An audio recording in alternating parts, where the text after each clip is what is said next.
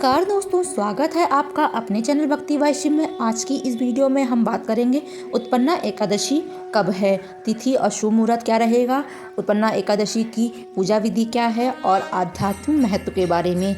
यह एकादशी सभी एकादशियों की जननी मानी जाती है। तो चलिए वीडियो शुरू करते हैं। इस वर्ष उत्पन्ना एकादशी का व्रत 15 नवंबर को रखा जाएगा। एकादशी की तिथि 15 नवंबर की रात 12:49 से शुरू होकर 16 नवंबर की सुबह 2:37 तक रहेगी। व्रत खोलने का शुभ पारण समय 16 नवंबर दोपहर लगभग 1:10 से 3:18 तक रहेगा। इस दिन राहु काल शुभ समय 9:25 से 10:45 तक रहेगा, इसलिए इस समय पूजा शुरू ना करें। उत्पन्ना एकादशी का महत्व क्या है, आइए जानते हैं। उत्पन्ना एकादशी को कहा गया है कि यह मार्गशीर्ष मास की कृष्ण पक्ष की एकादशी है।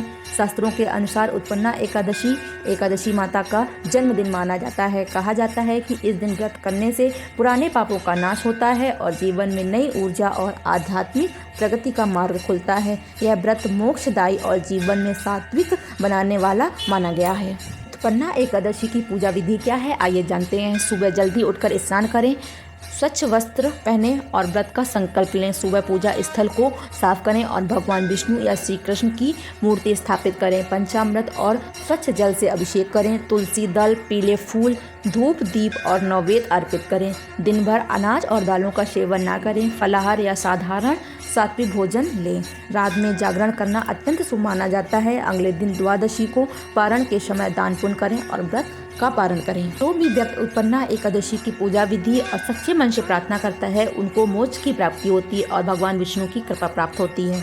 उत्पन्ना एकादशी व्रत कथा क्या है, आइए जानते हैं। पौराणिक कथा के अनुसार एक बार भगवान विष्णु योग निद्रा में थे, तभी मुर नामक असुर ने देवताओं पर आक्रमण किया। देवता भगवान विष्णु के पास पहुंचे। जब मुर ने विष्णु भगवान पर भी आक्रमण कर दिया, तब भगवान की देन से एक अद्भुत तेजस्वी कन्या प्रकट हुई।